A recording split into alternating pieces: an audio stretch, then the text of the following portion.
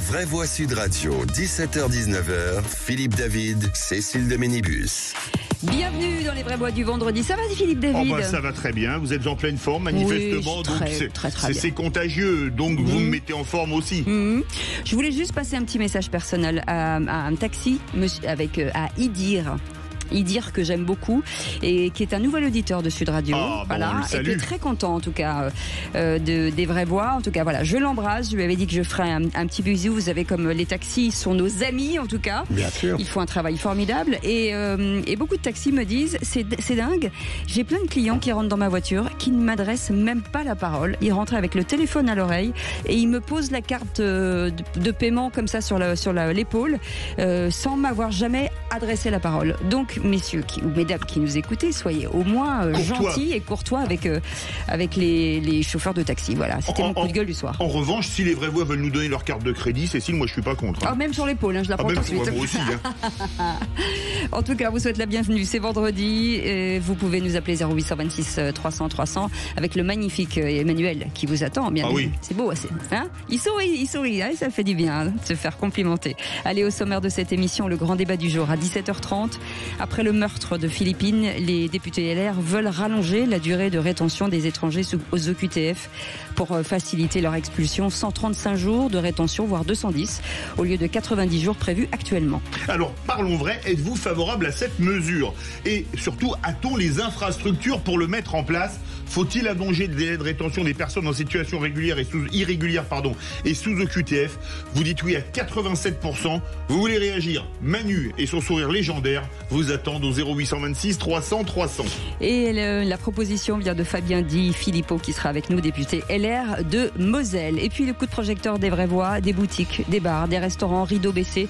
Les dépôts de bilan de petits commerces explosent. Une hausse d'un tiers de plus sur un an selon le tribunal de commerce de Bordeaux par exemple. Le prix de l'énergie, prêt de Covid à rembourser, pouvoir d'achat des clients en berne. Beaucoup de raisons peuvent expliquer cette situation. Alors parlons vrai, est-ce que les difficultés d'aller en centre-ville pour les automobilistes sont la cause principale de ces dépôts de bilan? Ou les grandes surfaces ont-elles définitivement balayé le petit commerce? Et à cette question, les petits commerces sont-ils en danger? Vous dites oui à 92%.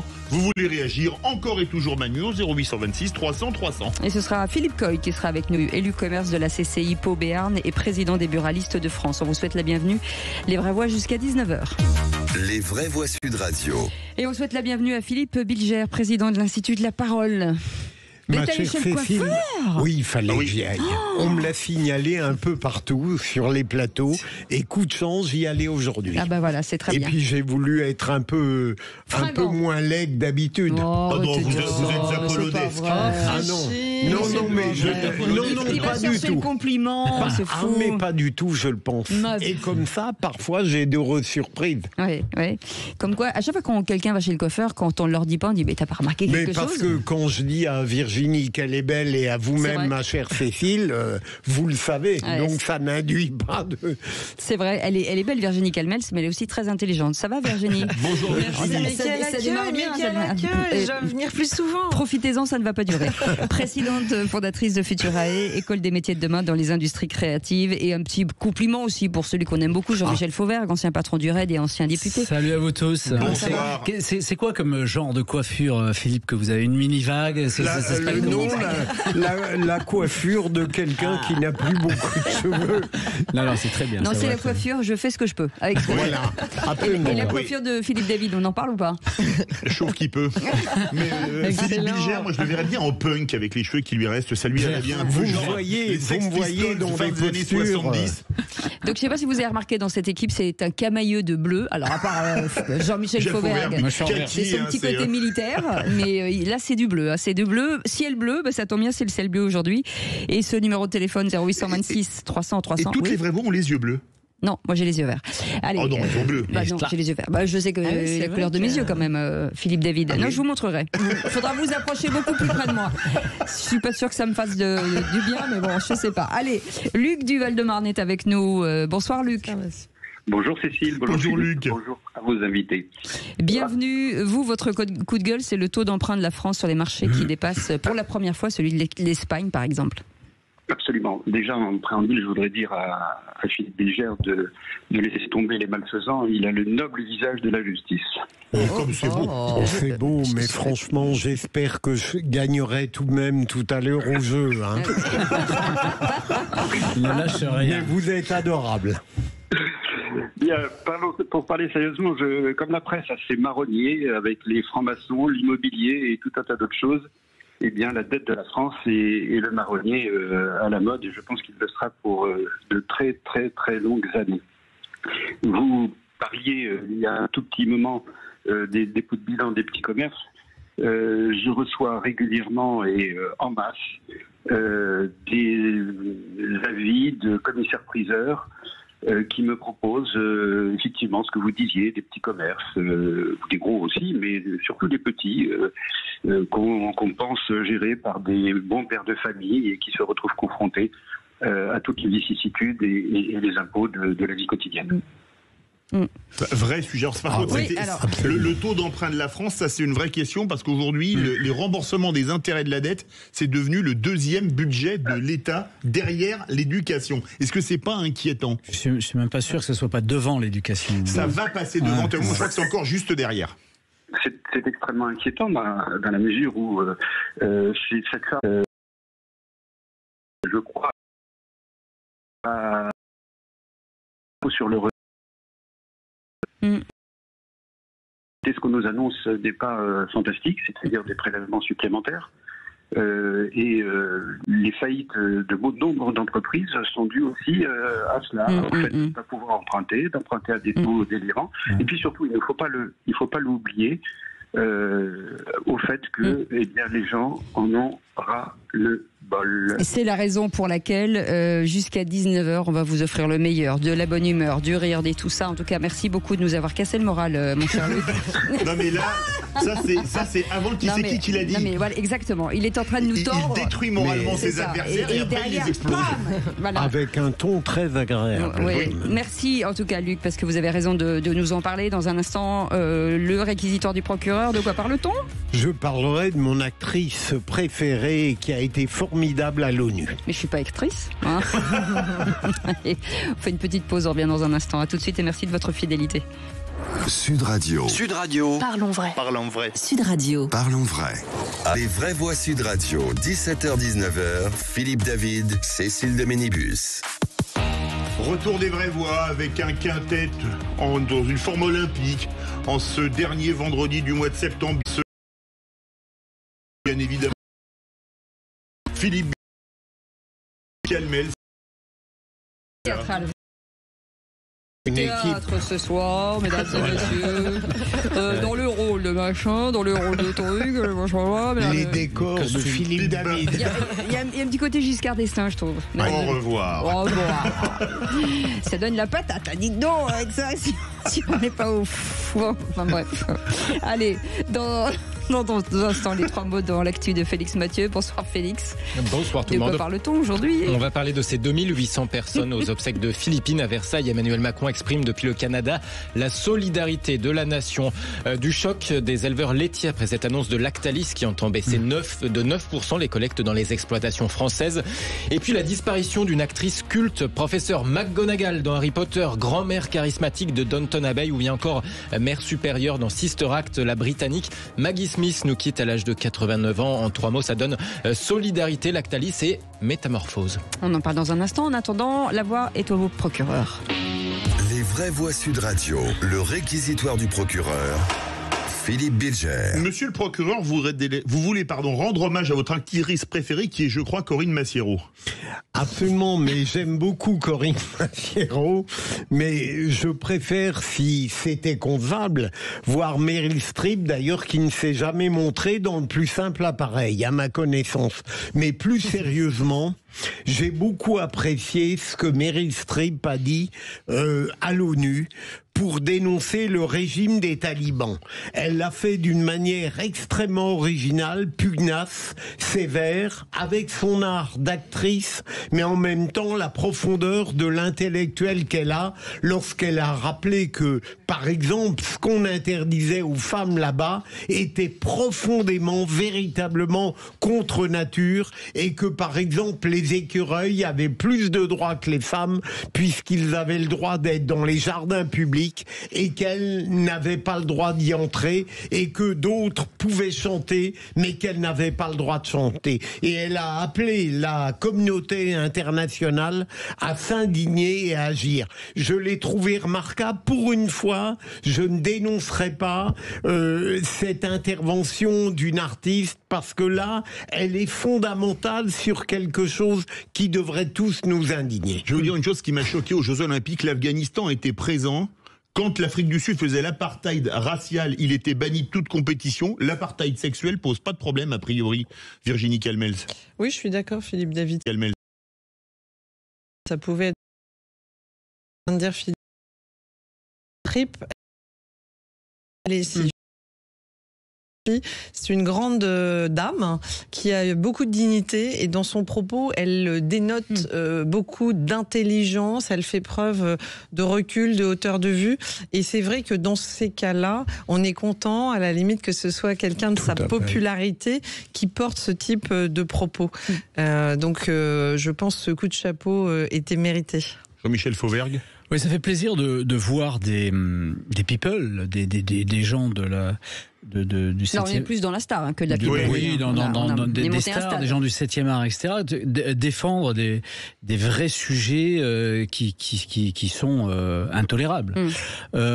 Plutôt que pour certains, et qui sont moins stars, ou qui sont stars sportifs, de défendre à contre-exemple des choses qui sont indéfendables. Donc bravo à Meryl Streep. En plus, c'est effectivement une actrice extraordinaire qui a joué dans des films quelquefois où on l'attendait pas. Moi j'ai beaucoup aimé Mamma Mia, son rôle. Et puis c'est elle qui chantait en plus, donc c'est extraordinaire. Absolument. Non, mais en plus c'est nourri de conviction, ce qui n'est pas toujours le cas des personnalités qui jouent en disant voilà, on s'engage dans une association, et puis une fois que la page est tournée, ce qui n'est pas son cas. Merci en tout cas Philippe pour ce sujet. Tout de suite les 3 mots dans l'actu, c'est Félix Mathieu. Les vraies voix Sud Radio. 3 mots, Félix, qui sont solidarité, Lactalis et métamorphose. 2800 personnes réunies à Versailles pour les obsèques de Philippine. Emmanuel Macron exprime depuis le Canada l'émotion, la solidarité et l'affection de la nation devant un crime atroce. L'annonce de Lactalis qui secoue les éleveurs laitiers. La multinationale mayonnaise va réduire de 9% ses collectes en France d'ici 2030. On est en ligne avec une responsable de la coordination rurale. Et puis le professeur McGonagall nous a quitté. L'actrice britannique Maggie Smith fut aussi, en dehors d'Harry Potter, mère supérieure dans Sister Act et grand-mère charismatique dans Downton Abbey. Elle tire sa révérence à l'âge de 89 ans. Les vraies voix Sud Radio. 2800 personnes recueillies à l'intérieur, mais aussi devant l'église à Versailles pour les obsèques de Philippine. Cette étudiante de 19 ans retrouvée morte dans le bois de Boulogne. En visite au Canada, le président Macron a accepté de répondre à une question sur ce crime qui suscite de nombreux débats depuis le week-end dernier. Je vais simplement y répondre en vous disant l'émotion de toute la nation et je crois de toutes les Françaises et de tous les Français devant ce crime odieux et atroce. Et la douleur de toute une famille qu'il faut respecter. Évidemment, le travail, on le leur, avant tout et simplement dans l'expression de cette solidarité et de cette affection de la nation. Pour le reste, le gouvernement fait son travail, chaque ministre dans ses compétences. Il faut chaque jour mieux protéger les Français. Le faire et moins dire. Emmanuel Macron depuis le Canada. Dans quelques minutes, le grand débat des vraies voix sur cette proposition a l'air de rallonger le délai maximum de rétention pour les étrangers sous OQTF, notamment quand ils ont été condamnés pour crime. Et puis le deuxième mot, Lactalis, la multinationale mayonnaise annonce réduire de 9% des collectes dans des exploitations françaises. Un stupeur chez les éleveurs laitiers. Lactalis entend collecter 450 millions de litres de lait en moins à l'horizon 2030, moins 450 millions sur un peu plus de 5 milliards de litres collectés chaque année dans les exploitations laitières françaises. Notre pays produit plus de lait qu'il n'en consomme et on paye le lait français plus cher qu'on ne le vend à l'export, justifie Lactalis. Bonsoir Sophie Lénartz.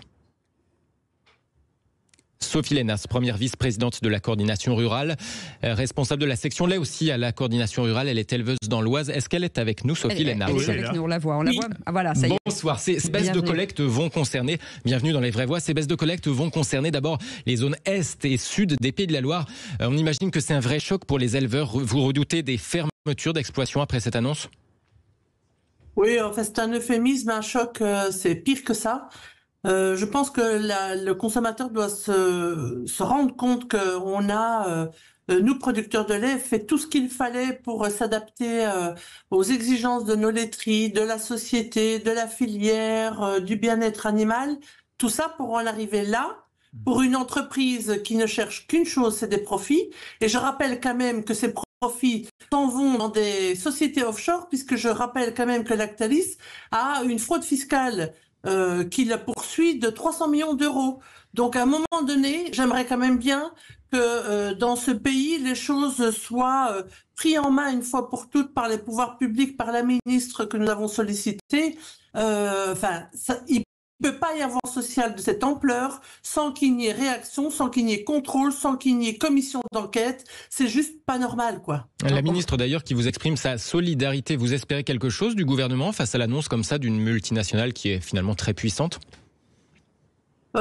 Espérer, c'est un bien grand mot puisque ma présidente était chez la ministre hier matin et on ne ressort pas très enthousiaste de cet entretien-là, mais je pense que vu le moral, le cumul de contraintes que le monde agricole vit depuis plus d'un an et bien plus, parce que le lait, c'est depuis 2009 que nous avons fait la grève du lait pour déjà des problèmes de rémunération. Et maintenant, j'entends que une laiterie nous dit, ou un groupe familial nous dit que il doit restructurer, qu'il doit gagner plus. Il fait partie des 20 plus grosses fortunes au monde, et c'est pas encore assez. Alors que les agriculteurs, je rappelle 2 suicides par jour, des fermetures. Et pour répondre à votre question, oui, ça va engendrer fermeture d'exploitation. Et à l'heure où on parle de renouvellement, d'installation de jeunes, mais tout va à l'envers des messages qu'on essaie de passer depuis plus d'un an, quoi. Et vous avez bien raison de réaction, Virginie Calmels, peut-être? Je ne peux que soutenir ce cri de colère que je partage. Oui, il y a un moment donné où effectivement, la France est un pays qui doit s'enorgueillir d'avoir des agriculteurs, d'avoir de la qualité, d'avoir des producteurs, d'avoir ceux qui s'occupent de notre sol et de la beauté du paysage. Filière nourricière, je rappelle quand même que c'est important. C'est essentiel. Et donc c'est triste effectivement que ça reste lettre morte, alors qu'on sait une fois encore ce qu'il ne faudrait pas faire. En tout cas, merci beaucoup Sophie Lénartz d'avoir été avec nous, première vice-présidente de la coordination rurale, responsable de la section lait et éleveuse dans l'Oise, et vous avez bien sûr notre soutien et notre micro vous est ouvert quand vous voulez. Merci beaucoup d'avoir été avec nous. 3e mot, métamorphose. Maggie Smith vient de tirer sa révérence. L'actrice britannique avait prêté ses traits à la grand-mère aristocrate dans la série Downton Abbey. On l'avait vu aussi en bonne sœur, en mère supérieure dans Sister Act, mais aussi évidemment avec Harry Potter dans le rôle du professeur McGonagall. La charismatique directrice adjointe enseignait la métamorphose dans l'école magique et ses 4 illustres maisons. They are Gryffindor, Hufflepuff, Ravenclaw and Slytherin. Gryffondor, Pouf Souffle, Serre d'Aigle et Serpentard déclinait Maggie Smith pour accueillir les étudiants en magie. Elle vient de nous quitter, donc Maggie Smith, à l'âge de 89 ans. Elle avait commencé sur les planches en 1951, tout de même une sacrée carrière. Merci pour cet hommage. Downton Abbey, elle est fantastique. Je pourrais la regarder en boucle, cette série. Je l'adore. Et pas vous, Jean-Michel Fauvergue. Vous avez vu Downton Abbey? Non. Et ben vous avez raté votre vie. Alors, je le dis tout de suite. Bienvenue au club. Vous avez une Rolex. Vous avez de la chance. Et ben là vous aussi, avez de la chance, vous allez pouvoir la regarder. Jean-Michel, c'est Bac-Nord plutôt. Ça donne envie. Ouais, non, c'est canon. Franchement, c'est canon. Merci beaucoup, Félix Mathieu. Allez, dans un instant, c'est le grand débat du jour. Depuis hier, les députés LR évoquent une règle insuffisante. Oui, on me dit quoi? D'accord. Une règle insuffisante concernant le délai de rétention. Une proposition de loi pour allonger sa durée a été déposée. Alors parlons vrai, êtes-vous favorable à cette mesure qui consisterait à rallonger la durée? Est-ce que les infrastructures pour maintenir les gens enfermés sont suffisantes? Et à cette question, faut-il allonger le délai de rétention des personnes en situation irrégulière et sous OQTF? Vous dites oui à 86%, vous voulez réagir. Et Manu attend vos appels au 0826 300 300. Et dans un instant, Fabien Di Filippo sera avec nous, député LR de Moselle. Soyez la bienvenue, on revient dans un instant, une petite pause. Sud Radio. Sud Radio. Parlons vrai. Parlons vrai. Sud Radio. Parlons vrai. Les vraies voix Sud Radio, 17h-19h, Philippe David, Cécile de Ménibus. Nous étions en train de parler de séries télévisées dans Les Vraies Voix, parce que vous savez, il nous arrive de nous reposer. On travaille beaucoup pour la radio parce qu'on aime cette radio, mais on se détend aussi. On parlait de Downton Abbey. C'est quoi votre série préférée, Philippe David? Downton Abbey. Vraiment celle-là? Oui. Virginie je l'ai absolument aussi adoré, mais en ce moment j'ai replongé dans Prison Break. Ah ouais. C'est quand même une série culte. Hein. J'ai beaucoup aimé Jean-Michel Fauvergue. Moi c'est Joss Randall avec Steven Aouni. C'est vieux. Hein. Au nom de la loi. Non mais, et vous, Cécile? Non mais en 2024, soyons un peu. Non, mais j'en ai vu plein. Un truc. Ok, merci. Je réfléchis. Alors moi j'en ai deux, les Brigades du Tigre et les Têtes brûlées. Ah, bon, oui. Ok, super. On est d'accord. Avec Papy Boynton. Ouais, j'adore. Guterman, French, Boyle, Cazet, je connais toutes l'escadrille. Et des yeux bleus. Mais vous vous rendez pas compte que il s'est passé des choses. On est en 2024. Aujourd'hui, donnez-moi une série que tout le monde connaît et voilà. Le problème, c'est que j'en regarde pas. Outlander, c'est pas. Ah, mais c'est vrai, je vous promets. Parce que maintenant, les séries n'ont plus de fin. J'ai regardé un feuilleton il n'y a pas très longtemps. David, on va vous faire évacuer. Vous oubliez. C'est Émilie Paris qui va lui convenir. Ah oui, mais ça. Il sait même pas ce que c'est. Mais j'en ai entendu parler. Il découvre Google sur Internet. Mais vous oubliez une chose, il pense aux vraies voix, il est épuisé après. Et vous, Cécile, c'est quoi votre série préférée? Alors moi, j'ai La Fièvre sur Canal+, Downton Abbey. Il y a tout. Bac Nord, c'était génial. Bac Nord, c'était génial. C'était une série? Non, c'est pas une série. C'était un film. C'est une série aussi. Bah oui, non, mais Bac Nord, le film et la série avec Kassovitz. Ouais. Le bureau des légendes. Mais c'est presque aussi vieux qu'on la loi, ça. Bon, vous savez quoi? Vous m'énervez. Allez, on y va. Les vraies voix Sud Radio, le grand débat du jour. Placé en centre de rétention administrative, Taha O affirme être né à Oujda, près de la frontière avec l'Algérie. Le Maroc doit attester de sa nationalité avant son expulsion. Problème, le Royaume ne répond pas. L'OQTF n'est donc pas exécuté. Il est donc placé en centre de rétention. Ça n'est pas un endroit où je peux vous dire que vous voudriez y passer ne serait-ce qu'une journée. Il se trouve que l'état du droit actuel fait qu'on peut y passer 90 jours. Pourquoi n'était-il pas en prison? On ne laisse pas sortir à ce genre de prédateurs, on les laisse en prison, point barre. Ça n'est ni de la responsabilité de la justice, ni de la responsabilité de la justice administrative, ni de la responsabilité des magistrats. Après le meurtre de Philippine, les députés LR veulent rallonger la durée de rétention des étrangers sous OQTF afin de faciliter leur expulsion. 135 jours de rétention, voire 210 au lieu de 90 jours prévus actuellement. Et parlons vrai, est-ce que la bonne méthode, ce ne serait pas surtout de mettre la pression sur les pays pour qu'ils délivrent les laissez-passer consulaires? Est-ce que vous pensez qu'une majorité au Palais Bourbon peut voter cette réforme? Et à cette question, faut-il allonger le délai de rétention des personnes en situation irrégulière et sous OQTF? Vous dites oui à 86%, vous voulez réagir. Manu attend vos appels au 0826 300 300. Et notre invité Fabien Di Filippo, député LR de Moselle. Monsieur le député, merci d'avoir accepté notre invitation. Bonjour. Philippe Bilger. Bonjour. À la suite, pardon, ma chère Cécile, à la suite du crime dont a été victime Philippine, on ne peut que répondre positivement à la question posée par Sud Radio. Mais je voudrais tout de même formuler deux observations.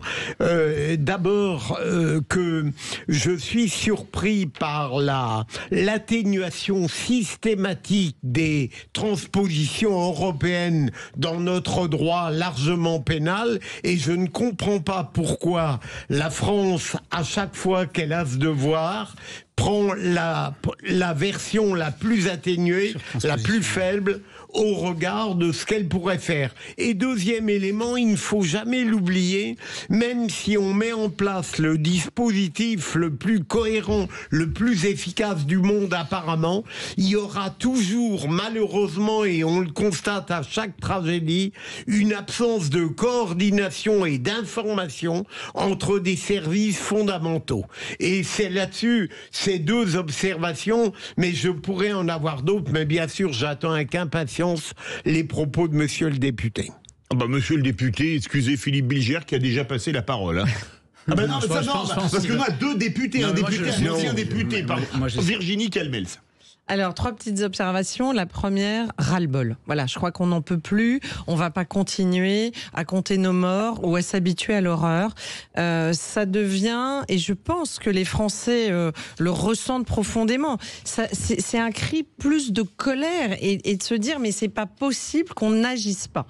Donc ça, c'est la première observation. La deuxième, Fabien Di Filippo va exposer sa mesure. Je crois qu'il est fondamental que les politiques, effectivement, se saisissent de ce problème en étant constructifs et en force de proposition. Parce qu'on ne peut pas dire, faire des constats, se dire que ce n'est pas appliqué et rester les bras ballants. Donc moi, je soutiendrai toute mesure, toute proposition qui serait de nature à améliorer l'application des OQTF. Et troisième point, on y reviendra peut-être après, il faut quand même, non seulement il y a ce sujet de délai, mais il y a un sujet aussi qui est majeur, c'est ces fameux centres de rétention administrative, parce que le problème, c'est qu'aujourd'hui, on n'a pas assez de centres de rétention administrative, on n'a pas assez de place, et donc même si on allongeait les délais, je crains que malheureusement, ce soit de la même façon que les prisons, des peines qui ne sont pas exécutées, faute de place. Jean-Michel Fauvergue. Oui, alors plusieurs choses aussi. Avant 2018, le délai de rétention était de 45 jours. En 2018, il y a eu la loi Asile-Immigration que j'ai votée, on est passé à 90 jours. À l'époque déjà, certains d'entre nous voulaient s'aligner sur l'Allemagne, c'est de 6 mois jusqu'à 18 mois. Là, ça n'a pas été possible, sous peine de faire exploser la majorité de l'époque, donc ça a été difficile, on est quand même passé les 90 jours. Je suis effectivement favorable à faire aller beaucoup plus loin. Je suis pas persuadé qu'il faut. Alors il y a des CRA nouveaux qui ont été construits, des centres de rétention administrative, qui ont été construits de rétention.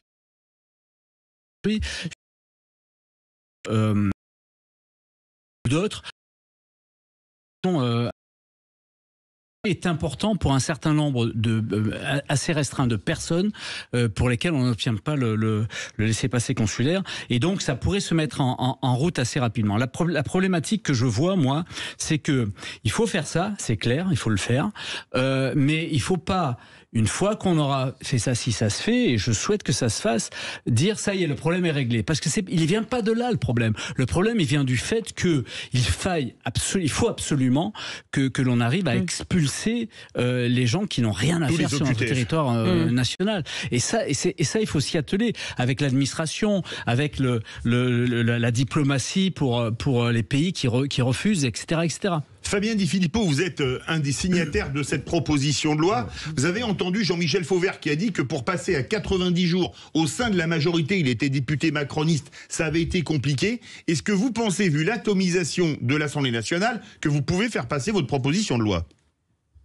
Oui, bonsoir. Cette proposition, elle unit, vous savez, tous les députés de la droite républicaine. Je salue les propos des 3 intervenants qui sont tout à fait justes, et c'est une question que j'aborde avec beaucoup d'humilité.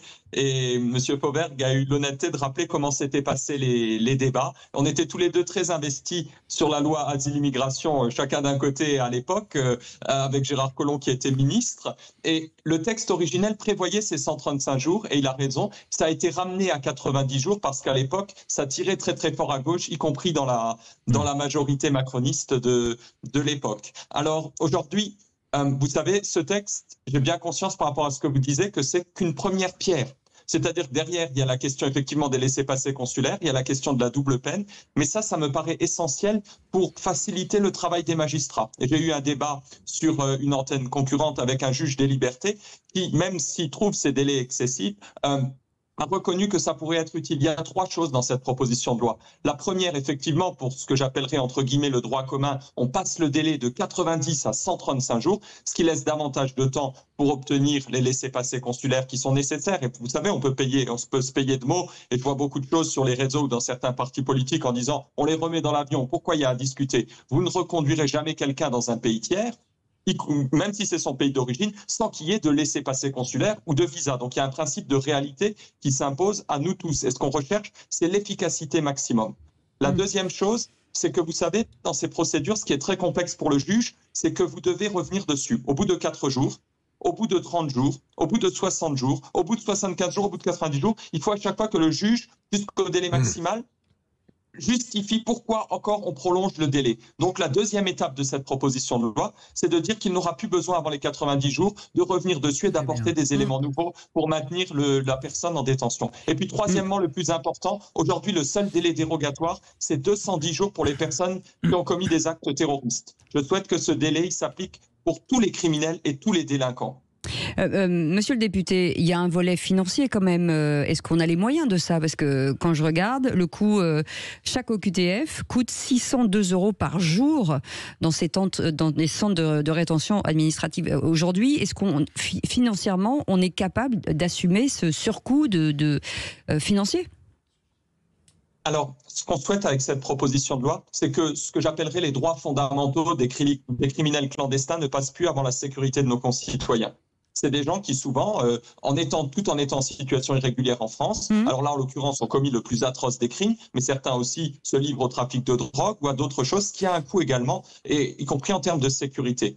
Comme l'a dit M. Fauberg, finalement le nombre de places qui compte, c'est la rotation. Mais aujourd'hui, par rapport à l'augmentation, et elle va continuer, il faut être réaliste là-dessus, du nombre d'OQTF délivrés, ce qu'il faut, c'est cibler les profils les plus dangereux et les plus problématiques de manière prioritaire. Et ce Marocain, même si ça avait coûté 1 200 au lieu de 600 € par jour de le maintenir en détention, tout le monde aurait préféré qu'il reste 3 jours de plus au centre de rétention jusqu'à ce qu'on obtienne l'OQTF.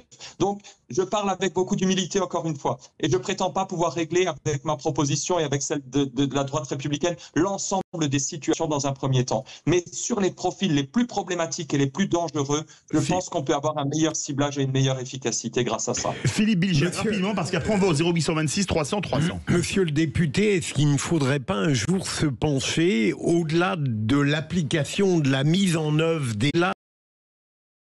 mise en œuvre du monde, science des services appliqués et qui à chaque fois commettent de graves erreurs, aussi bien dans la coordination, dans l'information. À chaque fois, c'est une défaillance fautive. Est-ce qu'il ne faudrait pas induire un vrai système de responsabilité ? C'est difficile à dire parce que vous savez, la justice, c'est l'équilibre de notre Constitution, doit garder un minimum d'indépendance. Mais là, en l'occurrence, si le juge n'avait pas eu à statuer encore pour les 15 derniers jours une énième fois sur ce cas-là, il n'aurait pas été amené, avec aucune perspective donnée pour la délivrance de l'OQTF, il n'aurait pas été amené à restatuer. Mais je ne pensais pas qu'au juge. Par contre, oui, il y a eu la problématique des services qui se sont faits dans la sollicitation des services diplomatiques marocains. Voilà, bien entendu, il y a parfois des erreurs qui sont gravissimes et des erreurs d'appréciation qui, a posteriori, se révèlent dramatiques. Et c'est pas parce qu'on a la garantie de l'emploi à vie qu'on ne doit pas rendre compte de ces décisions-là. Là-dessus, je suis entièrement d'accord. Mais Fabien Di Filippo, on part aux sur les activités coupables de certaines associations qui prétendent dûment défendre les droits des migrants, mais qui les poussent aussi de plus en plus à des détournements des et ce sont là sur priorité aussi montrée du doigt. Attention à ces accusations aussi. On part au 0826 300 300. Bonsoir Luc. Bonsoir Philippe, bonsoir à tous. Est-ce que vous êtes favorable, comme le député Di Filippo, à l'allongement du délai de rétention des personnes sous OQTF et en situation irrégulière? Philippe, c'est une évidence, une nécessité impérieuse et une obligation que nos gouvernants ont à assumer. Si on avait besoin d'une preuve que les Français n'acceptent plus l'incurie de nos gouvernants successifs pour lutter contre la barbarie, qu'elle soit importée ou élevée sur place, il suffisait de constater l'immense foule communion aux obsèques de Philippine. Mais ces bonnes âmes seront déçues et flouées, encore une fois. Avez-vous entendu ce matin sur France Inter Monsieur Migaud, qui, parce qu'il avait bien évidemment un interlocuteur, je dirais, relativement conciliant, qui commençait à nous dire que l'émotion est telle qu'elle submerge tous les discours objectifs, texto. Ça veut dire qu'il va encore nous pondre des conneries, en veux-tu, en voilà. Il ne faut pas légiférer sous le coup de cette émotion. Où était Monsieur Migaud depuis l'assassinat de Lola, depuis l'assassinat de toutes ces filles, de toutes ces femmes, de 5, de 7 à 91 ans, violées dans la rue, à l'hôpital, chez elles? Il était où, Monsieur Migaud? Donc voilà. Voilà ce qui va se passer. Il ne va rien se passer. Et moi, je suis un petit peu effaré. Je fais d'entendre nos deux députés ex et actuels, quand j'entends que depuis longtemps, la sécurité des Français a été bradée au bien-être d'une majorité parlementaire. C'est ce que nous a dit M. Fauvergue. Et quand j'entends aussi M. De Filippo me parler des droits fondamentaux des criminels, à moins que j'ai mal entendu, là, je bondis sur ma chaise. Alors, on va faire réagir. Très court, Virginie Calmels et Jean-Michel Fauvergue. Non, je crois que Fabien Di Filippo s'est bien exprimé en rappelant justement qu'il fallait inverser les valeurs et qu'on en a marre d'avoir un dispositif législatif qui privilégie les droits fondamentaux des criminels et qu'il faut revenir aux droits fondamentaux des victimes. Et c'est ça, en fait, dans la proposition de loi, mais plus généralement dans ce qu'il faut modifier aujourd'hui dans notre perspective, c'est que ça devient ahurissant, insupportable, et tous les pères et mères de famille aujourd'hui sont en deuil de se dire qu'au fond, eh bien, parce que la loi a précisé qu'il fallait revenir, que le juge devait encore émettre, en fait, on met trop de protection. En fait, et qui sont... Je crois très... On est dans... Et c'est ce qui est en train d'être proposé là. Et je ne le savais pas, mais j'ai appris avec satisfaction que dans cette proposition-là, on demande à ce que le JLD soit moins sollicité. Et ça, ça, à mon avis, c'est une chose très, très importante. Et j'en félicite le rédacteur de cette proposition. Merci beaucoup, Fabien Di Filippo. Je ne vois pas. Merci beaucoup, député LR de Moselle. Vous nous tiendrez au courant, bien entendu, si cette loi venait à passer, on vous accueillerait bien sûr avec grand plaisir. Merci beaucoup d'avoir été avec nous. Luc, dans un instant, vous allez pouvoir tenter le tout pour le tout, c'est-à-dire le chamboule tout. L'Everest de l'intellect. Vous allez pouvoir renverser nos vraies voix ou pas, ou vous faire renverser, je ne sais pas. On verra. Luc, vous êtes prêt ou pas ? Je suis prêt. Eh ben, on fait une petite pause. Réfléchissez, regardez un petit peu sur la presse, et puis on revient dans un instant pour cette victoire. En tout cas, on vous la souhaite. À tout de suite. Sud Radio, votre avis fait la différence. Vous êtes auditrice de Sud Radio depuis longtemps ou pas ? Depuis plusieurs années, depuis que je me suis rendu compte qu'on ne nous disait pas tout à la télévision. Sud Radio, parlons vrai. Ça, c'est Vraies Voix Sud Radio, 17h-19h, Philippe David, Cécile de Ménibus. Les vraies voix jusqu'à 19h tous les vendredis, et c'est déjà bien, et tous les lundis, tous les mardis, les mercredis, jusqu'au vendredi, voilà. Avec une gendarmette, Virginie Calmels aujourd'hui, c'est le bleu gendarme. C'est très colonel de réserve. Mais c'est vrai, c'est vrai. Dans la gendarmerie. C'est absolument. Et notre ami Jean-Michel Fauvergue, qui est avec nous, Philippe Bilger, bien entendu, avec Philippe David, avec ce jeu que la France, que le monde entier nous réclame. Le qui c'est qui l'a dit. Luc, vous êtes avec nous ? Je suis avec vous. La tradition, c'est de lancer le jingle. Alors, allez-y. Les Vraies Voix Sud Radio, le quiz de l'actu. Non, attendez. Non, Maxime, on repart depuis le début. Donc, Luc va nous lancer le jingle. Allez-y, Luc. Qui l'a dit, l'ânerie du Julien Remy? Et c'est bon, je crois qu'on peut y aller. Les Vraies Voix Sud Radio, le quiz de l'actu. Très bien, Luc. Ah là là, ils sont bons. Allez, qui c'est qui l'a dit? 3 points. Écoutez bien, Luc. Je n'appelle jamais à augmenter mes impôts. Je ne suis pas masochiste. Alors, c'est un grand patron, c'est pas un politique, mais c'est très drôle. On peut dire un grand patron, Monsieur Michelin? Non. Xavier Niel. Bonne réponse. Qui? Xavier Niel. D'accord. Bah, elle a frais, elle a tout compris.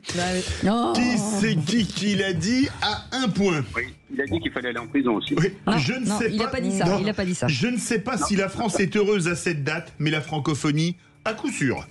Luc. Allez, je vous aide. Ça a été prononcé depuis le Canada. Président. Ah bah, Emmanuel Bonne Macron. réponse de Luc. Je l'avais celle-là, hein. C'est incroyable. oui, on l'avait. Et il y a notre réalisateur Maxime qui a fait une bêtise. C'était la bonne réponse, Maxime. Oui. Voilà, merci beaucoup. Question, qui c'est qui l'a dit 3 points sur sa candidature à Matignon? Si j'avais été un homme, j'aurais été reçu. C'est une femme. Oui. Merci Philippe. Luc. Eh bien, écoutez, si j'avais été un homme, j'aurais été reçu. C'est du de Rachida Dati. Non, Castet. Mais non. Non. Mais non, voyez plus loin, plus grand, plus. Ségolène. Bonne réponse de Philippe Bilger. Dieu sait que je Plus l'aime. loin, plus grand. égale Je comprends pas Ségolène. le plus grand, plus loin. Non, c'est Cécile qui nous a. Non mais je disais plus loin dans le temps et plus grand parce qu'elle a été présidentiable. C'était très clair. Très Ah ouais, clair. merci Philippe, voilà. Luc. Vous n'êtes pas câblé comme moi, c'est tout, c'est pas Qui grave. c'est qui l'a dit à 2 points? Mélenchon joue contre la gauche. Tout le monde, non, dit ça. Je plaisante. Luc? Non. Non. C'est une femme. Une présidente. Carole Delga. Bonne réponse de Virginie Calmels qui engrange 2 points de plus. Ah, c'est bien, c'est bien, c'est bien. Qui c'est qui l'a dit 2 points? Il faut exproprier les actionnaires des grands groupes. Il faut leur enlever leur pouvoir. Luc? Marion Aubry? Non. C'était ce matin sur Sud Radio. Absolument. Ah oui.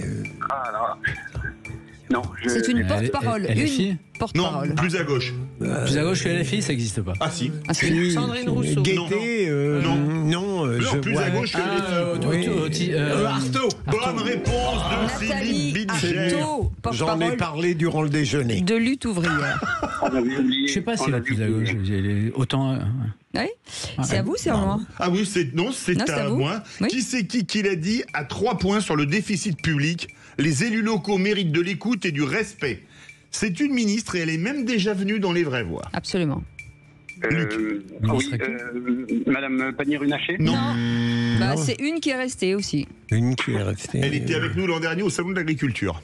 Ah bah c'est C'est elle. Vautrin. Bonne réponse de Philippe Bilger qui engrange 3 points. Vous nous aidez beaucoup. Vous êtes Vautrin, gentil. ministre du partenariat avec les territoires et de la décentralisation. Qui c'est qui l'a dit 2 points sur l'appel entre Michel Barnier et Marine Le Pen? Celle-ci est présidente d'un groupe important à l'Assemblée. Elle est inévitablement dans le jeu parlementaire. Luc, c'est un ministre. C'est un ministre. Allez, je vous aide. Et maire d'une ville où Napoléon fit ses adieux. Un ministre à l'île d'Elbe. Non, pas ministre à l'île d'Elbe, non. Il est à la santé. Oui. Ah évidemment, bien sûr, c'est Non, Darrieussec. Mais non. Bah, vous dites qu'il est à la santé. Non. Il y en a un autre. Ah oui, Rousseau. Non. Valtou. Frédéric Valtou. Frédéric Bah, il est Valtou. plus à la santé. 3 mois. Il y était. Il y Ah était. bah oui, il y était. Oui, Oui, il a été remplacé par Non, mais Madame je l'ai écrit Trois quand j'ai points vu Frédéric pour moi. Valtou, j'ai mis directement. Ah, mais oui. Ah oui, mais vous avez il y a raison. une Alors, c'est faute qui a dit ça professionnelle. Qui c'est qui a dit ça? C'est C'est Frédéric Valtou. Oui, qui a été c'était maire de Fontainebleau. l'ancien. C'était Oui, l'ancien. Oui, Berger Pulper, on peut Bon, le alors, mettre. c'est les 3 amis, points les- pour moi. les Non, amis. parce que t'as Faut le pas gérer, dit mais- Valto. Allez, qui a gagné vite parce qu'on est déjà. Philippe Bilger, 8 points. Bravo Pardon. Philippe. Et en plus, Bravo Philippe. Luc, on vous souhaite un très bon week-end. Merci d'avoir joué avec nous et merci d'avoir participé aussi brillamment à cette émission. Sans vous, les amis, sans vous, cette émission n'existerait pas. Je parle de Luc, bien entendu. Mais non, ça va, je déconne. Merci. En tout cas, on fait une petite pause. Dans un instant, le journal, la météo et ce sera le coup de gueule de Philippe David sur. Vous savez qu'on peut toucher 31 millions d'euros en France sur le dos du contribuable et sans rien faire. Ah bah ça c'est bien. Vous allez nous donner la méthode. Allez, à tout de suite. Sud Radio. Parlons vrai. Parlons vrai. Sud Radio. Parlons vrai. Sud Radio. Parlons vrai. Les vraies voix Sud Radio, 17h-19h, Philippe David, Cécile de Ménibus. Bienvenue dans les vraies voix autour de cette table. 3 talents Ah, tout le monde se regarde en disant de qui parle-t-on? Philippe Bilger, forcément, Jean-Michel Fauvergue et bien entendu Virginie Calmel. Oui. C'est pas deux Ménibus, ça fait deux talents avec Philippe David. Il n'y a pas deux talons et un talent. Voilà, ça des talons, moi j'en ai. Les talons, c'est plutôt Philippe David, mais moi c'est plutôt l'estomac dans les talons. Oui, c'est ça, oui. Oh, oui. Oh là là. Allez, vous aussi vous aviez faim, vous sur le disiez. Sur cette blague incroyable, vous nous laissez des messages au 0826 300 300 et on les écoute. Alors, concernant les économies, il aurait été bien de réduire le gouvernement à 16 ministres et pas à tous ses sous-secrétaires d'État. Et puis, moi, je ne me sens pas responsable de la dette. Je n'ai pas de gros revenus, j'ai toujours payé des impôts. Mais on sait pour qui. Alors aussi, on sait les niches fiscales, 427, 160 milliards de fraude en dehors de la fraude de la sécurité sociale. Donc oui, en effet, là on est dans une situation qui n'est pas très facile pour la petite classe moyenne qui se voit un peu plus tomber. Vrai sujet, les États-Unis, 15 ministres, 350 millions d'habitants, la France, 40. Je sais que vous aimez bien cet argument, on vous a déjà répondu à l'époque, mais il n'est pas interdit de répéter, même si on n'espère pas convaincre. Mais je trouve que notre auditrice a raison sur l'importance des fraudes et bien sûr sur le fait que la situation est difficile. Pardon de tomber dans ces banalités, mais elle-même énonce des évidences. Et quand elle dit, moi j'ai toujours travaillé, j'ai toujours payé des impôts, je me sens pas responsable de la dette, elle a raison aussi, non ? C'est vrai qu'il y a eu des choix politiques et les Français n'ont pas forcément envie aujourd'hui de payer pour des choix politiques qu'ils ne partagent pas ou sur lesquels ils ne se sentent pas comptables. Mais je reviendrai sur ce qu'on vient de dire. C'est pas tant le nombre de ministres, moi, qui me surprend, c'est plutôt le fait de flécher des ministres dans des domaines d'incompétence. Et si je reprends Didier Migaud, il vient quand même de la Cour des comptes. C'est quand même un homme plutôt du chiffre et on va dire d'approche budgétaire. Et je trouve particulièrement étonnant de le retrouver à la justice qui, sans lui faire offense, ne semble pas être son terrain de jeu de prédilection.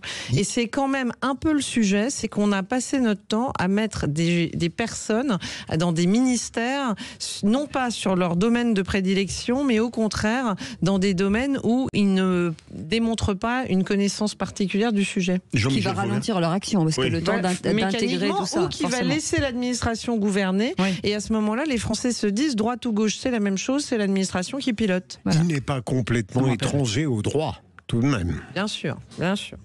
Jean-Michel Fauvergue. Ça me rappelle un mot du maire d'Issy-les-Moulineaux qui avait eu le prix de l'humour et il parlait des Santini, il parlait des ministres de la justice. Il disait que Saint-Louis rendait la justice sous un chêne et Arpaillange, qui était le ministre de la Justice de l'époque, rendait la justice comme un gland. Il avait gagné le prix de l'humour politique. Non, mais ça serait difficile de dire ça aujourd'hui, et c'est pour ça que je le dis pas. Non, ce que je voulais dire pour réagir à ce que disait l'auditrice, c'est que bien sûr, elle a raison, elle se sent pas responsable. Mais il m'a semblé que l'effort serait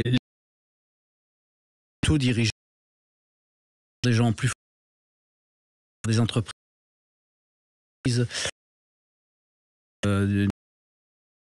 l'ensemble de notre richesse. Donc si c'est fait comme ça, moindre mal, mais c'est surtout des économies à faire. Aujourd'hui, il faut quand même se rendre compte, certes, on se sent pas responsable de la dette de notre pays, mais il faut quand même se rendre compte que c'est un des pays qui donne le plus et sur lesquels il y a plus de subventions dans tous les domaines. Donc à un certain moment, on profite aussi de ça. Beaucoup d'aide. Merci beaucoup. Dans un instant, le coup de gueule de Philippe David. Oui, on peut détourner beaucoup d'argent de l'État, mais sans aucun contrôle. Je veux dire que moi, ça me fait vraiment envie. Il est content de râler. Il est content, ça le détend. C'est une seconde. Oui, c'est ça. Il râle davantage qu'il n'est enthousiaste en général. Oui, ça dépend. Il est enthousiaste quand il est au bureau, dès qu'il y a de la nourriture. Alors là, il est content. Il est content. Sur lui-même, il est assez content. J'allais dire qu'il remue, mais je ne vais pas le dire. Allez, on fait une petite pause. Et on est ensemble jusqu'à 19h. Soyez les bienvenus, c'est vendredi. On se détend, tout va bien. Sud Radio. Sud Radio. Parlons vrai. Parlons vrai. Sud Radio. Parlons vrai. Les vraies voix Sud Radio, 17h-19h, Philippe David, Cécile de Ménibus. On ne sait pas ce que vous faites si vous êtes dans votre voiture encore au bureau, mais si vous avez des gâteaux, apportez-nous-les, s'il vous plaît. Allez-nous, pardon, plutôt dans ce sens-là. On a faim avec Philippe Bilger. Ah oui. On a très faim. La nourriture intellectuelle, ça va un temps. Oui, ça va 5 minutes, mais bon, c'est l'heure du goûter, 18h16, avec Jean-Michel Fauvert. Vous avez faim, Jean-Michel ? Non, moi ça va. Non, moi ça va. Virginie Calmel, vous avez faim ? Oui, moi j'ai toujours un petit creux. Oui, un petit creux, un petit chocolat. Donc si vous passez à quoi ? Un petit peu de chocolat, un peu de douceur. Mais vous qui planquez toujours de la bouffe, Philippe David. Mais nous, vous avez tout mangé. Ah, c'est vrai. Allez, tout de suite le coup de gueule de Philippe David. Les vraies voix Sud Radio. Et comme d'habitude, je vais remettre le clocher au milieu du village et aujourd'hui, ce sera un village où, face à l'église, se trouve l'antenne locale des finances publiques. Pourquoi ? Parce qu'à l'heure où on nous parle d'une nouvelle augmentation des impôts, alors que nous sommes le pays le plus taxé au monde, j'ai vu rouge en apprenant une info ce matin. Dans les Yvelines, les forces de l'ordre, en enquêtant sur les comptes d'un trafiquant de drogue qu'elles avaient interpellé, ont découvert une escroquerie au compte personnel de formation qui est estimée à au moins, accrochez-vous bien, 31 millions d'euros. Oui, vous avez bien entendu, votre autoradio est bien réglé, ou votre enceinte connectée, selon votre manière d'écouter Sud Radio, des truands ont pu détourner au moins 31 millions d'euros sans le moindre problème, en créant notamment des centaines d'entreprises bidons qui n'étaient que des prête-noms, des coquilles vides qui ont faussement formé des gens, mais bien évidemment en touchant l'argent, et a priori sans jamais être contrôlés sur les formations dispensées. Il va être compliqué de retrouver les sommes détournées puisque ces sommes colossales étaient rapidement blanchies pour éviter d'être saisies. On apprend par la même occasion que ce système n'est pas le premier organisé par des trafiquants de drogue pour détourner des aides publiques. Pour que la fête soit complète, ces mêmes trafiquants ont fait des fraudes à la sécurité sociale. Bref, aucune raison de se gêner avec un État si généreux avec notre argent.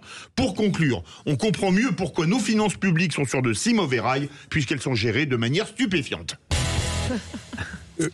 Ça n'a rien à voir avec votre entreprise de formation, ma chère Virginie, qui est d'une parfaite intégrité et compétence. Philippe, oui, nous sommes certifiés Calliope, nous sommes contrôlés et heureusement, pour atténuer un peu le propos de notre ami Philippe David, l'État fait quand même diligence pour vérifier parce qu'il est vrai que dans le monde de la formation, il y a eu un certain nombre d'abus.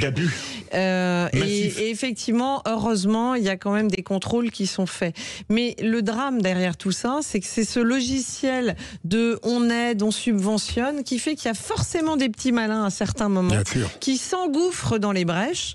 Excellente série, pour revenir à notre amie Cécile, d'Argent et de sang. Excellente série qu'on peut recommander à tous nos auditeurs. Mais voilà typiquement comment, à certains moments, des gens mal intentionnés détournent. Et c'est vrai que ça prend énormément de temps. Donc lutter contre la fraude reste, et ça c'est sûr, une source d'économie pour l'État majeure. Et je ne comprends pas, au XXIe siècle, avec autant de moyens numériques, qu'on ne développe pas davantage cette lutte contre la fraude dans tous les domaines. 31 millions d'euros. Comment est-ce qu'on arrive à détourner une telle somme ? D'argent et de sang, c'est bien l'escroquerie avec le CO2. Oui, absolument. Avec Ramsey, ouais. Voilà, Ramsey et Vincent Lindon. Excellente série. Alors, oui, il y a ça. Effectivement, vous avez tout à fait raison. C'est extraordinaire. Il y a aussi le fait que vos collègues sont déjà à 31 millions d'euros. Ils enquêtent depuis 1 an et demi. Moi, peut-être avoir plus. 31 millions d'euros, c'est acquis. Il y a aussi le fait banal, mais qui se répète souvent, et que moi j'ai vécu en tant que policier, d'arrêter des gens, des trafiquants, qui bénéficient de RSA, qui bénéficient d'un certain nombre de choses, sur lesquelles on peut pas, même en intervenant, on ne peut pas arrêter cette manne financière-là. On ne pouvait pas arrêter. Alors j'espère que ça a changé depuis, mais c'est aussi cette escroquerie du quotidien qui fait que on peut aussi se retrouver dans le rouge, et à un certain moment il faut remettre, et vous avez raison, les pendules à l'heure, et l'église au centre du village, comme vous aimez à le dire, Philippe Bilger. Voilà, mais on ne peut qu'être d'accord, mais où je rejoins Virginie, quel que soit le dispositif, il y a toujours des esprits et des malhonnêtetés très ingénieuses qui trouvent des failles. C'est évident. Oui, mais surtout, comment il n'y a aucun contrôle sur de telles sommes ? Il y a des centaines de boîtes qui sont des coquilles vides et on ne va pas regarder ? Quand on donne de l'argent public, attendez, vous déclarez votre TVA avec un jour de retard, vous avez 10% de pénalité. Pendant le Covid, rassurez-vous, le quoi qu'il en coûte a bénéficié à certains margolins qui se sont engouffrés dans la brèche. On est bien d'accord. Allez, tout de suite, le tour de table de l'actu de nos vrais voix. À table, c'est correct. Je vais te dire, c'est sérieux, et puis c'est même grave. Il faut se poser les bonnes questions. Pourquoi en sommes-nous arrivés là? Je pense que votre question est idiote. Ça dépasse tout ce que j'ai pu imaginer. Le tour de table de l'actualité.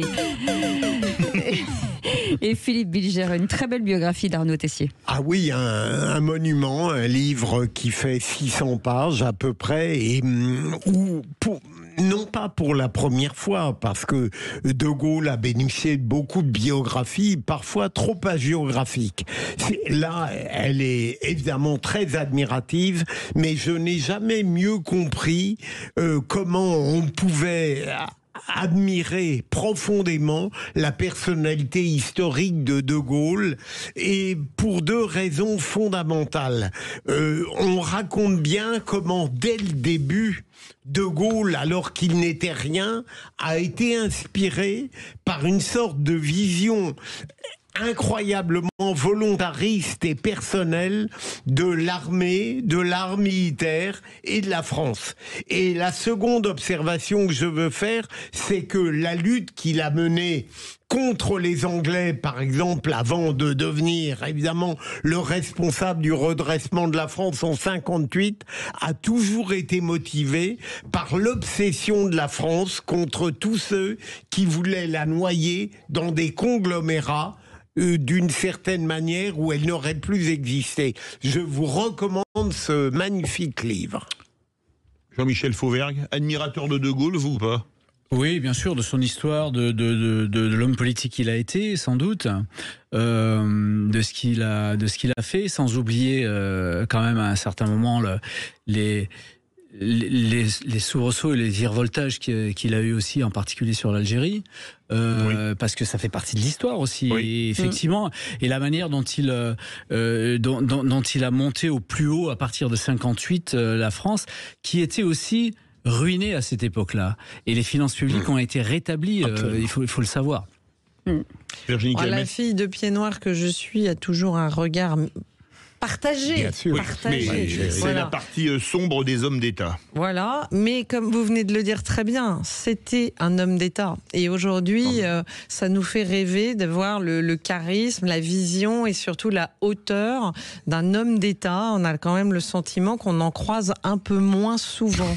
Votre tour de table, Virginie Calmels, je pense que si on faisait un sondage, il y aurait 100% de oui. Et si on baissait les impôts? Oui, alors j'avais envie de vous parler de ça parce que j'en ai un peu marre de constater qu'en fait, en France, dès on parle de finances publiques à rétablir, la première et immédiate proposition, c'est d'augmenter les impôts. C'est insupportable, c'est agaçant et surtout, c'est contre-productif parce qu'un économiste américain du nom de l'affaire a quand même expliqué très clairement, je ne sais pas si vous connaissez cette fameuse courbe qui est en forme d'ovoïde, qui montre la corrélation entre les recettes perçues par l'État et l'évolution du taux d'impôt. Alors il est évident que plus le taux est bas, plus les recettes sont basses au démarrage. Plus vous augmentez le taux, plus les recettes augmentent, jusqu'à un point d'inflexion où là on constate que parce que le taux devient trop élevé, évidemment finalement les recettes chutent. Et c'est exactement là qu'en est la France. C'est-à-dire qu'à force... Trop d'impôts tue l'impôt. Mais bien sûr, trop d'impôts tue l'impôt, l'affaire l'a démontré, et la courbe baisse. Ça veut dire que si demain, pour une raison quelconque, le gouvernement qui ne ferait pas les économies attendues, et Dieu sait, nous le savons tous, qu'il y a beaucoup encore d'argent public mal fléché, mal utilisé, et qui pourrait donner lieu à des vraies réductions de dépenses. Mais si on augmentait les impôts, non seulement tous les Français seraient mécontents, mais on aurait moins de recettes fiscales parce qu'on a atteint un point inégalé dans le monde. Donc c'est insupportable. Et pourtant, Dieu sait que je donne à Michel Barnier mon amitié républicaine et des républicains. Mais franchement, commencer par dire on va regarder l'augmentation des impôts, c'est insupportable, contre-productif. Et franchement, à part faire plaisir, une fois encore en parlant de justice fiscale aux extrêmes gauchistes qui pensent qu'en prenant aux riches, ils vont être moins pauvres, c'est une hérésie et il faut absolument travailler sur la baisse de dépenses publiques. J'ai beaucoup aimé aimé votre point de vue, Virginie, d'abord parce qu'il est très clair, même pour quelqu'un qui n'est pas un spécialiste de la chose fiscale, mais surtout parce que vous montrez bien que derrière l'apparente égalité qui consiste à augmenter les impôts en espérant que, en réalité, les riches seront plumés, on aboutit à un désastre collectif. Jean-Michel Fauvert, comme disait Clémenceau, la France est un pays très fertile, on y plante des fonctionnaires, il y pousse des impôts. Je pense que oui, je suis assez d'accord avec tout ce qui a été dit, mais on est dans une situation dégradée, on le sait, on est sous surveillance de l'Union européenne. Moi, je pense qu'il faut et peut-être bientôt du FMI. Et peut-être bientôt du FMI, oui, ce qui est pire. Je pense qu'il faut voir sur les économies que l'on peut faire, et je pense qu'on en a discuté tout à l'heure. Il y a des pistes, on peut voir ça. Et puis n'oublions pas que la France est le pays où on redistribue le plus. Donc à un certain moment, je pense que la pauvreté augmente le plus. Oui, mais elle est en dessous de France. Vraiment, ça fera des impôts. Et automatiquement. Et on reviendra avec vous sur votre tour de table dans un instant, cher Jean-Michel Fauvert. Allez, à tout de suite. Sud Radio. Sud Radio. Parlons vrai. Parlons vrai. Sud Radio. Parlons vrai. Les vraies voix Sud Radio, 17h-19h, Philippe David, Cécile de Ménibus. Ça va, Philippe David? Ça va très bien, sauf que j'ai 31 millions d'euros en travers de la gorge, je l'ai dit il y a 5 minutes, mais... une broutille. Vous n'avez pas en travers de la gorge? Bah si, qu'est-ce que je vous dis, de toute façon, on n'y peut rien. Mais mon petit doigt, c'est 31 millions d'euros, on va entendre encore plus dans quelques instants. Oui, absolument. En travers de la bourse, en tout cas. Oh, pas mal. Philippe Bilger avec nous, Jean-Michel Fauvergue et Virginie Calmels. Et avec vous, votre tour de table, Jean-Michel Fauvergue, sur le retour du délit d'étranger en situation irrégulière est une mauvaise idée. Ah non, j'ai pas dit que c'était une mauvaise idée, j'ai dit est-ce une bonne idée? Ah d'accord. En fait, c'est une mauvaise idée. Voilà. Il faut savoir déjà pourquoi ça a été supprimé. Ça a été supprimé en 2012, vous le savez, par Valls, qui a déposé un projet de loi. Mais ça a été, à l'époque, c'était puni de 1 an d'emprisonnement et 3 750 € d'amende que d'être étranger en situation irrégulière sur le territoire national. Ça a été supprimé parce qu'il y a eu plusieurs arrêts de la Cour de justice de l'Union européenne qui interdisaient de mettre en garde à vue des étrangers qui étaient en situation irrégulière sur le territoire national et qui n'avaient pas fait d'autres délits. Et puis ça a été repris par des jugements de la Cour de cassation. Donc ce qui fait que la loi a dû se mettre au pas pour supprimer ce délit-là. Mais l'idée, le plus important, c'est pas ça. C'est de savoir le bilan que l'on peut faire quand il existait ce délit sur les expulsions d'étrangers en situation irrégulière, et après, parce que après, même quand on ait supprimé le délit, il n'y a pas rien eu. Il y a eu la possibilité de travailler à l'administratif, c'est de donner le pouvoir qu'avaient les juges, les donner aux préfets, les donner aux préfectures. Et il y a eu beaucoup plus d'expulsions après qu'avant. Donc aujourd'hui, on est en train de redemander, de vouloir redonner le pouvoir aux juges. Je ne suis pas persuadé que ça va arranger les choses. Et en détail, sordide meurtre de...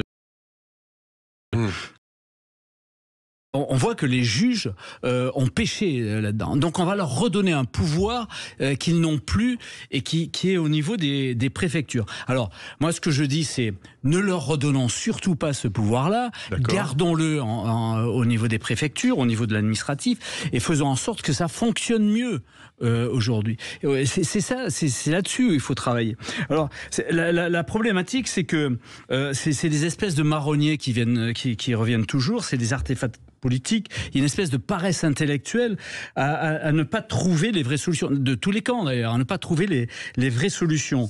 Il faut calmer le chaland, mais ça ne marchera pas, ça ne marchera plus. Alors, on est dans une espèce d'équipe de rugby qui se repasse le ballon de droite à gauche et de gauche à droite, c'est le cas de le dire, sans jamais marquer d'essai. Donc maintenant, marquons un peu des essais, expulsons et faisons-le de manière pragmatique. Philippe Bilger, vaut mieux compter sur l'administration que sur les juges? Je ne crois pas, Jean-Michel, que dans l'affaire terrible de Philippines, les juges aient commis une erreur. Mais peu importe. Même pas. Mais peu importe. Votre raisonnement est très intéressant puisque vous ne voulez pas qu'on fasse du séjour irrégulier une infraction.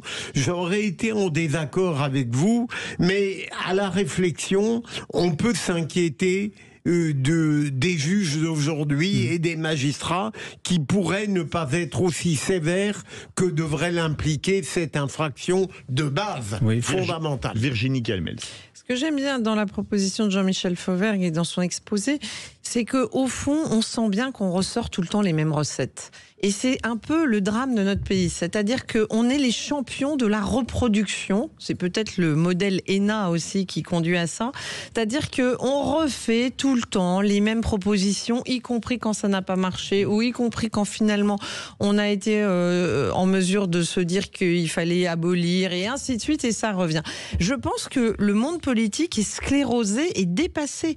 Le monde réel, du économique et plus généralement des gens qui font, ils se rendent bien compte qu'aujourd'hui, il faut innover, il faut réfléchir à des nouvelles solutions, il faut changer de logiciel, il faut créer, il faut être imaginatif. Et y compris dans ce domaine-là, c'est pas avec des vieilles solutions éculées qui n'ont pas marché à une époque que soudain, on va résoudre nos problèmes.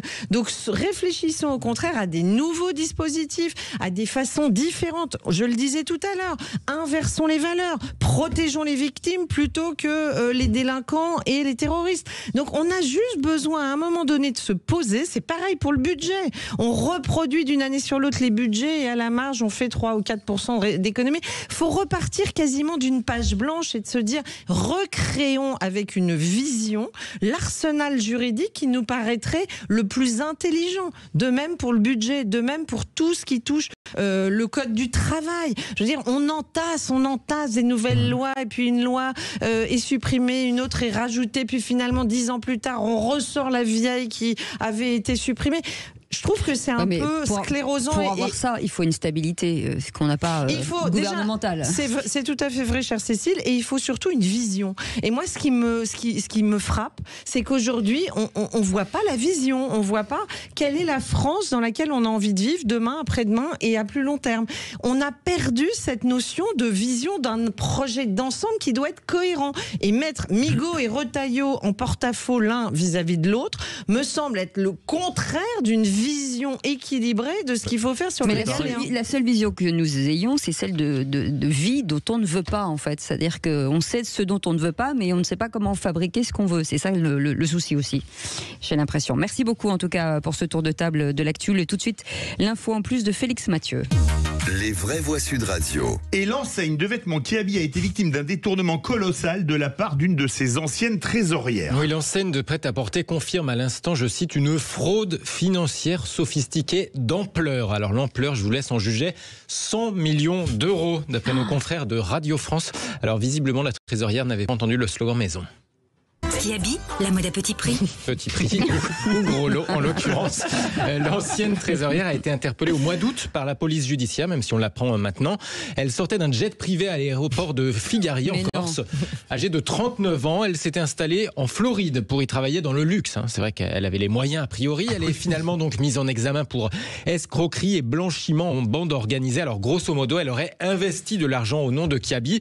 Sauf que quand l'enseigne a voulu récupérer sa mise à la banque, il n'y avait plus rien. Voilà, Kiabi assure que cette mésaventure ne remet pas en cause sa solidité financière. Bah oui, après tout, qui a jamais égaré 100 millions d'euros? Vous savez, le coup de la liasse de billets dans la poche du jean au moment de la mettre dans la machine à laver. C'est une grosse liasse à 100 millions d'euros. La poche, elle va craquer. Mais c'est dingue. On est parfois, et j'ai honte de le dire, écartelé entre le scandale devant l'infraction et le détournement et presque une très légère admiration sulfureuse pour quelqu'un qui a profité de ça. Ah bah ça y est, il a fascination du truand.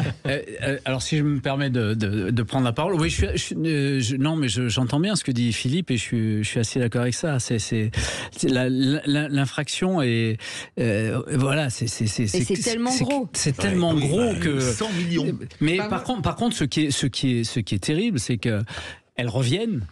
Et donc elle se fait gauler en fait, sur le territoire national. Ce qui est drôle, en fait, il y en a pas mal comme ça. C'est cette espèce de sentiment d'impunité après avoir fait un bon coup. Mais parce qu'elle passait sur les réseaux sociaux. Au lieu de se faire totalement oublier, loin de la France, et limite dans un anonymat complet, elle voyage en jet privé, elle revient en Corse, et sans imaginer. On veut le faire savoir. C'est fou quand même. Oui, c'est ça. Il y a une forme de fierté et d'impunité assez étonnante. Eh ben dis donc, c'est qui chez nous à la compta? Comment il s'appelle? Finalement, je me dis que les trafiquants de drogue à 31 millions d'euros, il y a peut-être plus, c'est quand même des petits joueurs, hein. Non? Et voilà, on embrasse Philippe Vives, il est toujours avec nous, il est peut-être parti en Corse. On sait pas. Merci beaucoup Félix Mathieu pour ce... On en rigole, mais bon, voilà, c'est pas toujours très drôle. L'info plus de Félix Mathieu. Merci Félix, bon week-end. Allez, dans un instant, le coup de projecteur des vraies voix, on fait une petite pause et merci de votre fidélité. Sud Radio, votre attention est notre plus belle récompense. Vous êtes vraiment une radio exceptionnelle et merci à vous de donner la parole aux auditeurs puisqu'on en a vraiment besoin. Sud Radio, parlons vrai. Des vraies voix Sud Radio, 17h-19h, Philippe David, Cécile de Ménibus. Les vraies voix jusqu'à 19h avec Philippe Bilger, avec Jean-Michel Fauvergue et Virginie Calmel. Ça va Futurae, Virginie, ils sont bien vos Ça va très bien. Vos petits étudiants. D'ailleurs, aujourd'hui, je faisais un petit discours à mes bachelors 1 et 2, fraîchement sortis du baccalauréat, heureux de retrouver les chemins de l'école vers de l'employabilité dans les métiers de demain. Et vous avez commencé comme ça, chers élèves, c'est non sans une certaine émotion qu'aujourd'hui, non, c'est pas ça. Non, j'aurais surtout expliqué que j'espérais qu'aucun ne connaîtrait le chômage et que c'est ça que Futurae veut leur donner, c'est-à-dire des compétences attendues par les entreprises. Et ben ça, voilà, tout de suite le coup de massue de Virginie Calmès. Non, je déconne. Coup de projecteur des vraies voix. Les vraies voix Sud Radio, le coup de projecteur des vraies voix. À vendre, liquidation totale avant fermeture, 100% déstockage, tout doit disparaître. Voici ce que l'on peut lire en lettres capitales sur les vitrines de nos commerces, pourtant si incontournables pour la vitalité de nos centres-villes. Le beurre, l'électricité, le fioul, tout. Là, depuis le mois de septembre, avec ma boulangerie, je peux même plus prendre de salaire. Je ne suis pas favorable à ce qu'on décale ad vitam aeternam le remboursement des PGE. Je pense que ça n'est pas rendre service aux entreprises que d'étendre systématiquement la durée ou la maturité des prêts. Les commerçants ont le sentiment d'être délaissés, une lame de fond qui atteint dans les villes où les locaux sont vagues. Les boutiques, c'est le explose sur un an selon le tribunal du commerce de Bordeaux, Philippe. Oui, alors parlons vrai. Est-ce que tout est fait pour défendre le petit commerce? Et finalement, est-ce que les principaux responsables, ce ne sont pas les consommateurs qui boudent les petits commerces pour préférer acheter, par exemple, sur Internet? Et à cette question, les petits commerces sont-ils en danger? Vous dites oui à 95%, vous voulez réagir. Manu attend vos appels au 0826 300 300. Et Philippe Coy est avec nous, élu commerce de la CCI Pau-Béarn et délégué de la CCI Nouvelle-Aquitaine et président, vous le connaissez, des buralistes de France. Philippe Coy, merci d'avoir accepté notre invitation. Philippe, avec cette succession de petits commerces aujourd'hui qui baissent le rideau. Alors, une fois qu'on a évidemment déploré la disparition de ces petits commerces et les tragédies parfois que ces disparitions entraînent, je me demande au fond s'il n'y a pas de la part de la France prétendue élitaire une sorte de mépris pour ces commerces fondamentaux qui assurent notre quotidienneté mais qui ne relèvent pas évidemment des grandes masses capitalistiques.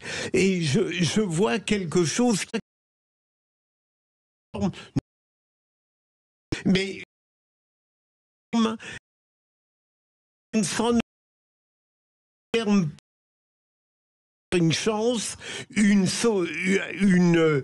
un service à protéger, on y voit au fond presque une utilité à mépriser. Virginie Calmès qui a été élue locale. Oui, pas tout à fait d'accord avec Philippe Bilger parce que je pense que beaucoup, au contraire de Français, sont heureux d'avoir du commerce de proximité, du petit commerce. Au contraire, les territoires ruraux se plaignent de la fermeture justement de ce qui fait le poumon d'une ville.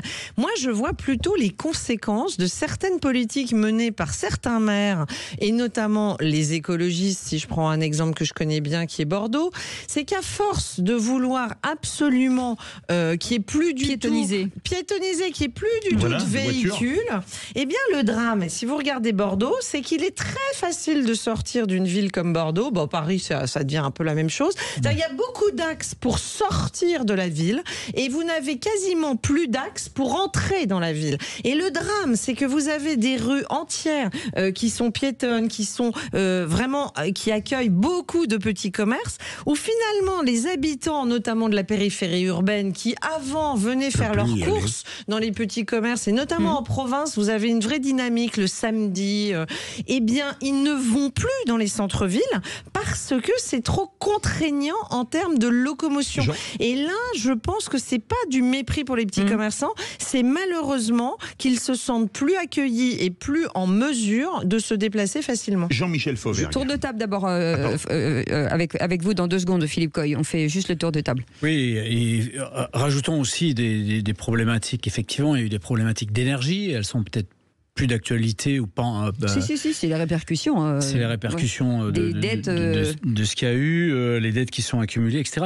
Il y a aussi un problème de main-d'œuvre. On parlait des restaurants, il y a un problème de main-d'œuvre où les restaurateurs n'arrivent pas à récupérer. Mais je suis assez d'accord avec tout ce qui a été dit, c'est-à-dire que tous ces hyper. Et c'est peut-être la conséquence d'une quarantaine d'années de politique là-dessus. Les hypermarchés, les centres commerciaux, les centres commerciaux qui sont en limite des villes, eh bien ça a tué les cœurs des villes, malgré, je le précise, qu'il y a eu des plans ces derniers temps pour essayer de relancer les cœurs des villes avec des financements particuliers. Visiblement, ça fonctionne plus ou moins bien. Philippe Coy, on vous connaît bien sur Sud Radio, vous vous occupez notamment des buralistes. Est-ce que vous constatez ça les buralistes, premier commerce de proximité en France. Absolument. Est-ce que vous constatez ce drame des dépôts de bilan à répétition dans les centres-villes, comme vous êtes partout en France, du nord au sud et de l'est en ouest ? C'est beau. Merci d'abord de me donner l'occasion de parler du commerce de proximité dans sa totalité. Ça fait des années que je milite auprès du monde consulaire pour le défendre, le représenter. Et j'ai entendu plein de choses, mais il y a d'abord dans le commerce indépendant, la première des difficultés, c'est qu'on est indépendant face aux difficultés. Et malgré l'organisation que met le monde consulaire, toute la myriade de petits commerçants a du mal à se fédérer, a du mal à se faire entendre. Donc c'est déjà dans un débat général, la grande distribution pèse plus, fait plus fléchir la décision politique que le petit indépendant. Et on le sait, souvent nous sommes catalogués auprès des élus comme des râleurs, des insatisfaits, et donc pas d'oreille attentive. Sauf qu'aujourd'hui, on s'aperçoit que ce commerce de proximité, c'est le lien indispensable au bien vivre ensemble, qu'on parle de zones urbaines, de quartiers, de ruralité. Et j'ai trop mal au ventre quand je vois aujourd'hui bon nombre de commerces, tout type, qui ferment, et les habitants dire « Ah, c'était bien d'avoir l'épicier à côté. Ah, c'était bien d'avoir ce boucher. » Mais le « Ah, c'était bien », est-ce que vous y alliez ? Non, on est très content d'aller faire ses courses en périphérie, et finalement, on va se dépanner. Mais un commerçant ne peut pas vivre du dépannage. Madame Canet vient de dire « Le samedi, c'est magique ». Mais la semaine, elle fait 7 jours. Elle fait pas le samedi. Et le lundi, je vends à qui ? Je paye mes charges à qui ? Et puis dans le centre-ville, tous les centres-villes, le prix du loyer aujourd'hui est un vrai enjeu. Comment on peut faire face entre les charges énergétiques, les charges locatives ? Tout cela, c'est des choses à mettre sur la table. Alors, il y a plein de plans. Il y a le Conseil national du commerce qui vient d'être créé d'ailleurs par Olivia Grégoire, qui était jusqu'à il n'y a pas très longtemps ministre du Commerce et des PME. Absolument. Je crois qu'il y a un plan d'urgence à avoir dans la concertation avec le commerce de proximité qui fait le lien avec les habitants. Et puis il y a un point que je souhaite aborder aussi parce que c'est la zone grise que personne ne dit. C'est que pour faire du commerce, notamment en centralité, il vous faut des clients. Alors, il y a bien évidemment l'accès avec les piétonisations. On dit il faut piétoniser, il faut arboriser, mais on ne vient plus avec les voitures. Mais aussi l'habitat qui se vide dans les centres-villes. Je peux parler de ce que je connais à Pau. Il y a 1000 logements de vide. Ça ne se voit pas. Les immeubles sont toujours là, mais il n'y a plus les habitants. Alors, pour faire vivre ces commerces de pied d'immeubles, il faut bien, là aussi, de l'animation et des résidents. Oui, c'est vrai. Merci beaucoup en tout cas Philippe, c'est toujours très clair avec vous. Philippe Coy, élu commerce à la CCI de Pau-Béarn et délégué de la CCI Nouvelle-Aquitaine et président des buralistes de France, et vous les embrassez bien pour nous. Ces commerçants, merci beaucoup d'avoir été avec nous. Merci Philippe Bilger. Merci. Merci Jean-Michel Fauvergue. Merci Virginie Calmel. C'est vraiment toujours un bonheur de vous avoir le vendredi. C'est un peu une récréation. Oui. Hein ? Qu'est-ce que vous en pensez ? Qu'est-ce qu'il en pense, notre réalisateur préféré ? Maxime. Que du bien. Vous n'avez plus de micro, Maxime. Vous n'avez pas mis de micro aujourd'hui. Ok, très bien. S'il en avait, il est derrière l'écran, donc il le voit. C'est sûr que c'est très compliqué. Donc on en profite pour remercier Maxime. On embrasse Emmanuel, bien entendu. On embrasse Justine, Aude et toute l'équipe des Vrais Bois pour cette semaine encore passée. On vous retrouve lundi, Philippe. Lundi, alors je viendrai de Saint-Raphaël. J'espère être à l'heure. J'espère aussi, et avec un bronzage. Philippe Coy, on vous embrasse. Philippe, David, on vous retrouve demain lundi, à partir de 17h. De 17h, et on a tout de suite Alexandre Priam. Salut Alex. Salut Alex. Salut tout le monde, salut les vraies voix. Je suis comme Antoine Dupont à Los Angeles exceptionnellement. Quel est le menu du rugby ce soir? Oh là là. Eh oui, on suit Antoine Dupont évidemment, puisqu'il est en stage actuellement du côté d'une franchise de NFL. On en parlera ce soir avec Philippe Spanghero sur Sud Radio. C'est une information Sud Radio, donc on va la développer dans quelques minutes avec notre spécialiste Philippe Spanghero. Et puis évidemment de la Pro D2 ce soir avec Mont-de-Marsan-Brive, Nice-Colomiers, Dax-Soyer-Angoulême, Nevers, Montauban, Valence-Roman, Agen, Aurillac, Béziers et Aix-en-Provence, Oyonnax pour cette 5e journée de Pro D2. Très très belle soirée de rugby à prévoir. Eh bien, que du bon, merci beaucoup. Allez, passez une bonne soirée à tous. Bon week-end et à lundi à 17h. Tout de suite les incontournables de la gestion de copropriété. Bien dans mon